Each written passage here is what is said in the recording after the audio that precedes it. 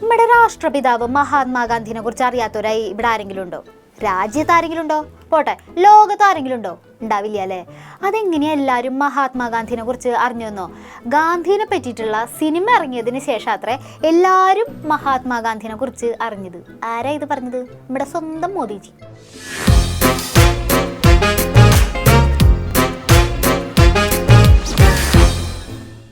രാജ്യത്തിന്റെ പ്രധാനമന്ത്രിക്ക് നമ്മുടെ രാഷ്ട്രപിതാവിനെ കുറിച്ച് 2 വാക്ക് സംസാരിക്കാനുണ്ട്. മനസ്സ് തോർക്കും മോദിജി. हमारे तीर्थ क्षेत्रों का सिर्फ नहीं है, क्या इस 75 साल में हमारी जिम्मेवारी नहीं थी क्या कि पूरी दुनिया महात्मा गांधी को जाने?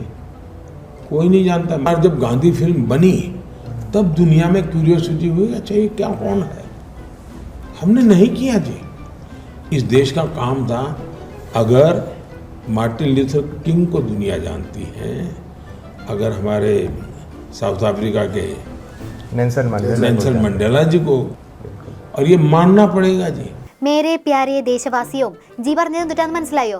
ബ്രിട്ടീഷ് സംവിധായകൻ റിച്ചാർഡ് ആറ്റൻബറോ 1982 ഗാന്ധി സിനിമ ഇറക്കിയിട്ടുണ്ടായിരുന്നു. ആ സിനിമ ഇറങ്ങിയത് കൊണ്ടാണ് ഇത്ര ഗാന്ധിജീനെ പറ്റി ലോകം അറിഞ്ഞത്. അതെ മോദിജി, സിനിമ ഇറങ്ങിയത് 1982 1961 US സ്റ്റാമ്പില് ഗാന്ധിജിയുടെ ചിത്രം വന്നിട്ടുണ്ടായിരുന്നു കേട്ടോ. അദ്ദേഹത്തെ അറിയാഞ്ഞിട്ടാണോ അപ്പോൾ സ്റ്റാമ്പില് ഗാന്ധിജിയുടെ ചിത്രം കൊടുത്തത്?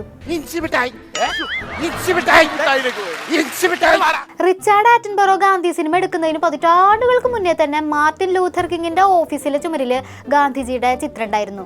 അദ്ദേഹം തികഞ്ഞൊരു ഗാന്ധിയനായിരുന്നു. സോറി, അത്തരം ചരിത്രങ്ങൾ ഓർത്തെടുക്കുന്നതിലും പറയുന്നതിലും ഒരു ത്രില്ലില്ല. അതിനെക്കുറിച്ച് എന്ത് പറയാൻ പറ്റും? ഗോഡ്സെയെക്കുറിച്ച് മാത്രം ഓർക്കാൻ ആഗ്രഹിക്കുന്നവർ ഗാന്ധിയെ അറിയണമെങ്കിൽ സിനിമ കണ്ടിട്ടേ അറിയാൻ പറ്റുള്ളൂ എന്നുള്ളതാണ് മാനസികാവസ്ഥ. അത് പിന്നെ നമ്മൾ സിനിമാ പ്രവർത്തകരൊക്കെ പ്രോത്സാഹിപ്പിക്കണ്ടേ? അതിനു വേണ്ടി ചെയ്തതാ. എന്ത് ചെയ്യാനാ? സാധാരണക്കാരുടെയും കലാകാരന്മാരുടെയും ഒക്കെ കൂടെ നിൽക്കാൻ ഒരേ ഒരു മോദിജി അല്ലേ നമുക്കുള്ളൂ. അപ്പോഴേക്കും ഞങ്ങളുടെ മോദിജീനെ ചരിത്രബോധമില്ലാത്തവനായും ചരിത്രത്തെ വളച്ചൊടിക്കുന്നവനായും ഒക്കെ ചിത്രീകരിച്ചില്ലേ? കഷ്ടമുണ്ട് കേട്ടോ. ഈ നിഷ്കളങ്കമായ മുഖത്തേക്കൊന്ന് നോക്കടാ ഈശ്വര, എന്തൊരു ചൈതന്യം. MS Dhoni the untold story എന്ന സിനിമ ഇറങ്ങിയതിന് ശേഷമാണ് ധോണീനെ ലോകം അറിഞ്ഞത്. അങ്ങനെ ചിന്തിക്കുന്ന എത്ര ജിമാരും നമുക്ക് ചുറ്റുണ്ട്. ആ ഒരു ലൈൻ പിടിച്ചാണ് മോദിജി ഗാന്ധിജിനെ കുറിച്ചുള്ള തിയറി ഇറക്കിയത്. അതിനിങ്ങനെ ട്രോളേണ്ട കാര്യമൊന്നുമില്ല. ഇതാണ് ഇന്ത്യയുടെ ഇന്നത്തെ ഏറ്റവും അപകടകരമായ മാനസികാവസ്ഥ. നമ്മുടെ രാഷ്ട്രപിതാവിനെ ലോകമെങ്ങും ബഹുമാനിക്കുന്നു, ആദരിക്കുന്നു. ഐക്യരാഷ്ട്രസഭ ഗാന്ധി ജയന്തി ദിനം സമാധാനത്തിന്റെ ദിനമായി അവർ ആചരിക്കുന്നു. അത് ശരി, ഇപ്പൊ എല്ലാ കുറ്റവും മോദിജിക്കായോ? ആ സിനിമ ഇറങ്ങിയില്ലായിരുന്നെങ്കിൽ എന്തായാലും അവസ്ഥ? ലോകത്ത് ആരെങ്കിലും ഇവിടെ ഗാന്ധിജിനെ അറിയായിരുന്നോ? ആ നഗ്ന സത്യം ലോകത്തോട് വിളിച്ചു പറഞ്ഞ മോദിജിനെ അഭിനന്ദിക്കാണ്ട് ഇങ്ങനെ വിമർശിക്കുന്നത് ശരിയാണോ?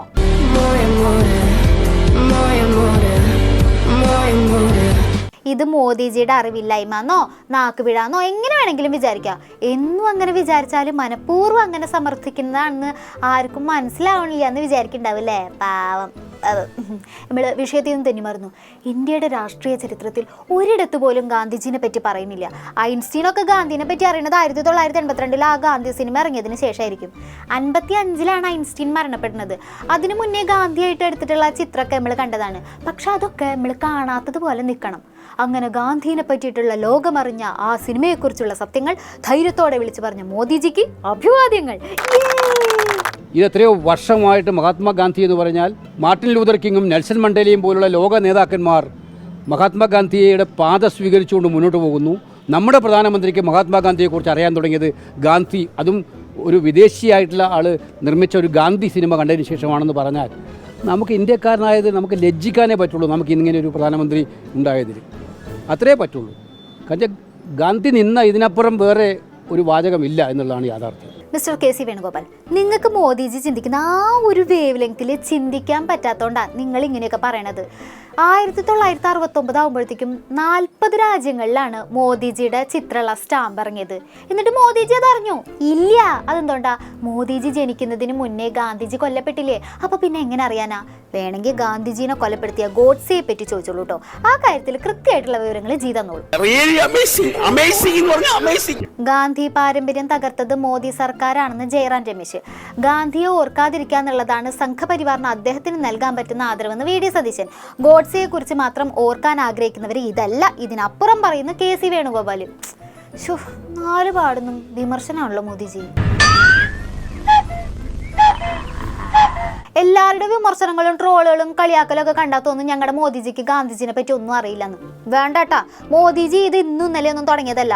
ഗാന്ധിജിനെ പറ്റി പറയുമ്പോൾ 100 നാവാണ് അദ്ദേഹത്തിന്. बिहार ने मोहनलाल करमचंद गांधी जी को महात्मा बना दिया, बापू बना दिया था. स्वतंत्रता के बाद जब करोड़ों किसानों के सामने भूमिहीनता का संकट आया, मोहनलाल करमचंद गांधी जी को You mean മോഹൻലാൽ? मोहनलाल करमचंद गांधी जी को ഇതാ പറഞ്ഞേ, എപ്പോഴും കലാകാരന്മാരെ കുറിച്ചുള്ള ചിന്തയാ പാവത്തിന്. അതാ ഇടയ്ക്കിടയ്ക്ക് മോഹൻലാൽ കരംചന്ദ് ഗാന്ധി, മോഹൻലാൽ കരംചന്ദ് ഗാന്ധി എന്ന് പറയണത്.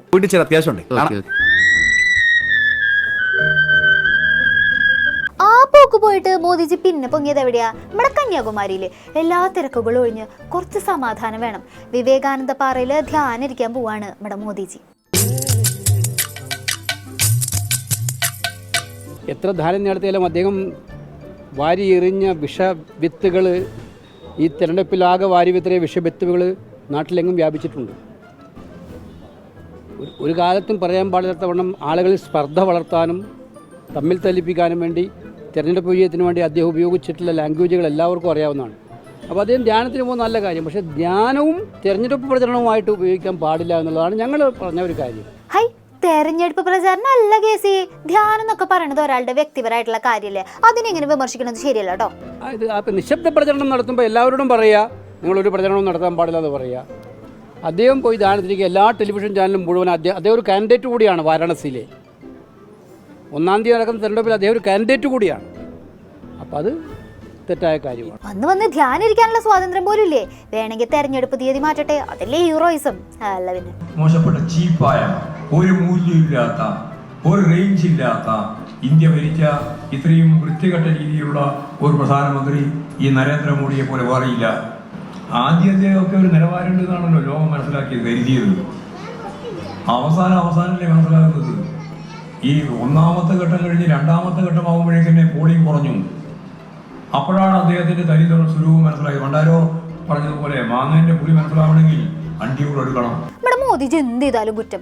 ധ്യാനിരിക്കൽ ഇപ്പൊ തുടങ്ങിയതല്ലോ, കഴിഞ്ഞ തെരഞ്ഞെടുപ്പിന്റെ സമയത്തും അദ്ദേഹം ധ്യാനം ഇരുന്നിട്ടുണ്ടല്ലോ. അവതാരപ്പിറവികളുടെ മുഴുവൻ രൗദ്രഭാവം ആവാഹിച്ച ഈ മൂർത്തിക്ക് ഇപ്പൊ പേര് നരസിംഹ എന്നാണ്.